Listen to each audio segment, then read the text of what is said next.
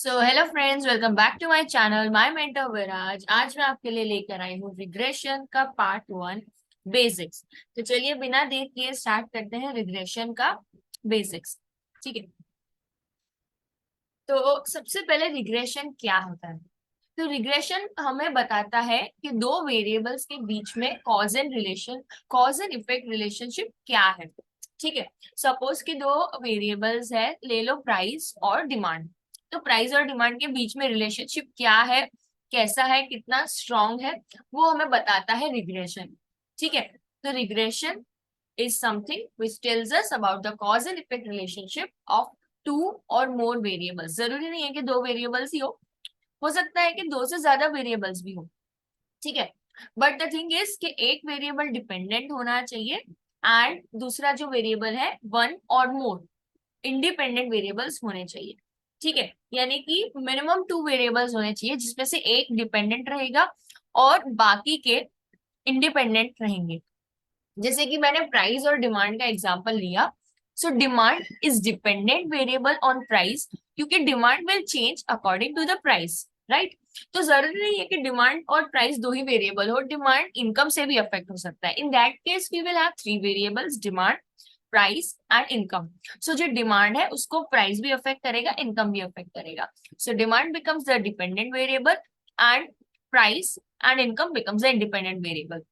सो उसी तरह से दो वेरिएबल हो तो एक डिपेंडेंट एक इंडिपेंडेंट, तीन हो तो एक डिपेंडेंट बाकी दो independent. The thing is there should be one dependent variable to identify the cause and effect relationship among the variables.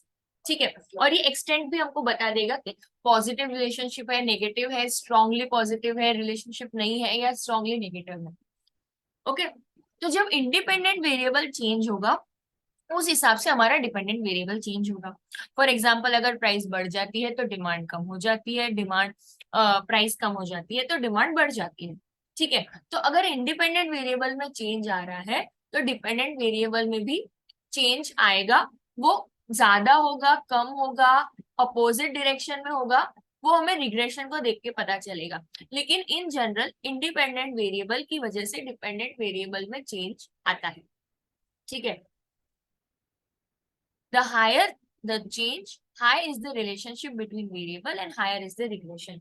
अगर चेंज ज्यादा आ रहा है, इंडिपेंडेंट वेरिएबल के चेंज होने से डिपेंडेंट वेरिएबल में चेंज बहुत ज्यादा आ रहा है, इसका मतलब जो रिलेशनशिप है, जो दो वेरिएबल्स हमने दो या ज्यादा वेरिएबल्स लिए हैं उनके बीच में रिलेशनशिप स्ट्रॉन्गर है, रिलेशनशिप ग्रेटर है और रिग्रेशन ज्यादा आएगा।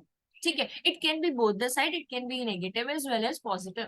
अगर नेगेटिव साइड पे स्ट्रॉन्ग रिलेशनशिप है तो भी हाई रिग्रेशन है because there is a strong negative relationship. उसी तरह से पॉजिटिव साइड में हायर रिग्रेशन है, so there is a strong positive relationship.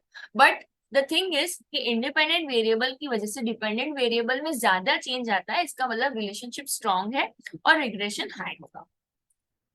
So the next is regression का जो रेंज है वो वेरी करता है -1 से +1 में। -1 is strongly negative, +1 is strongly positive and 0 is no relationship. And उसके बाद बीच में जो रहेगा 6 7 तक there is moderate and above 7 there is strong relationship. So जितना ज्यादा पॉजिटिव वन के पास होगा हायर पॉजिटिव रिलेशन, जितना ज्यादा नेगेटिव वन के पास होगा हायर नेगेटिव रिलेशनशिप।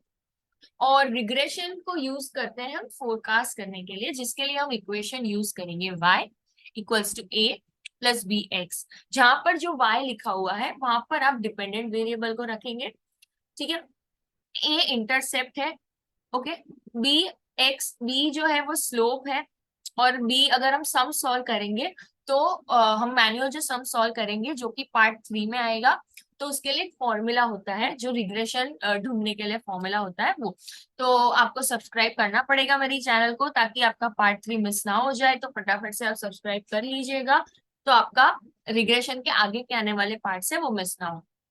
चलिए back to equation. y is the independent variable, a is intercept and b is the slope of regression line, जो हम फॉर्मूला यूज करके फाइंड करेंगे आने वाले वीडियोस में। x is the independent variable. ठीक है। तो जो इंडिपेंडेंट वेरिएबल होगा उसको हम x की जगह रखेंगे, b की जगह हम फॉर्मूला से जो फाइंड करेंगे वो रखेंगे, ए इंटरसेप्ट है, इसका मतलब अगर कोई रिलेशनशिप नहीं है दो वेरिएबल्स में तो बी जीरो हो जाएगा। इन दैट केस जो हमारा डिपेंडेंट वेरिएबल है वो मिनिमम कितना होगा, दैट सिंबलाइजेस इंटरसेप्ट। ओके, सो अगर सिग्निफिकेंस हम एक्सेल शीट में चेक करेंगे तो एक रिग्रेशन टेस्ट होता है जिसकी वैल्यू अगर 0.5 से कम हो तो द टेस्ट इज सिग्निफिकेंट। ये भी मैं आपको आने वाले वीडियोस में एक्सेल शीट में रिग्रेशन टेस्ट कैसे रन करते हैं और इसको कैसे इंटरप्रेट करते हैं वो मैं आपको सिखाऊंगी नेक्स्ट वीडियो। फिलहाल हम बेसिक्स कवर कर रहे हैं क्योंकि regression is important thing and ये कॉन्सेप्ट आपका क्लियर होगा तो you can understand it in a smooth manner, इसलिए पहले बेसिक्स कर रहे हैं।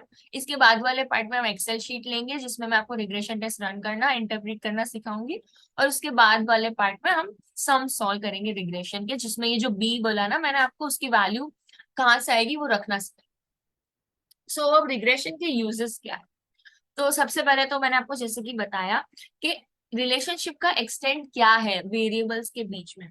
ठीक है, क्या है, कितने एक्सटेंट तक रिलेशनशिप है, स्ट्रॉन्ग है, पॉजिटिव है, वीक वीक रिलेशनशिप है, नेगेटिव है।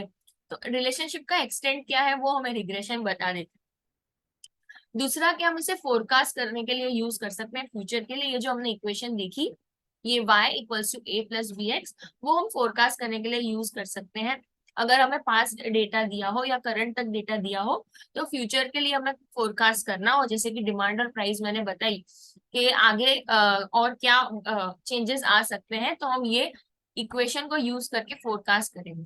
और इसी फोरकास्ट के बेसिस पे काफी सारी जो इंडस्ट्रीज है इन करंट टाइम वो इस पे मेजर डिसीजंस लेती है। ठीक है, तो इसीलिए रिग्रेशन टेस्ट इंपॉर्टेंट है क्योंकि ये हमें डिसीजन लेने में काफी मदद करता है। तो गाइज ये थे हमारे रिग्रेशन के आज के बेसिक्स, तो आपको सब्सक्राइब करना पड़ेगा ताकि आप रिग्रेशन के आगे वाले वाले पार्ट्स को बिल्कुल मिस ना करें। और रिग्रेशन एक इम्पॉर्टेंट चैप्टर है अगर आप एमबीए बीबीए बीकॉम कर रहे हैं, कॉमर्स में हैं और एनालिसिस के फील्ड में जाना चाहते हैं। So regression is something which would be very helpful and very important for you. अगर आप इसे अंडरस्टैंड नहीं करते हैं सही से तो प्रॉब्लम हो सकती है कॉन्सेप्चुअल क्लैरिटी में, फोरकास्टिंग में। ठीक है गाइस, तो सब्सक्राइब करना बिल्कुल मत भूलिएगा और कमेंट करना बिल्कुल मत भूलिएगा कि आगे आप और कौन से वीडियोस इस चैनल पर देखना चाहते हैं। तब तक के लिए thank you and bye bye.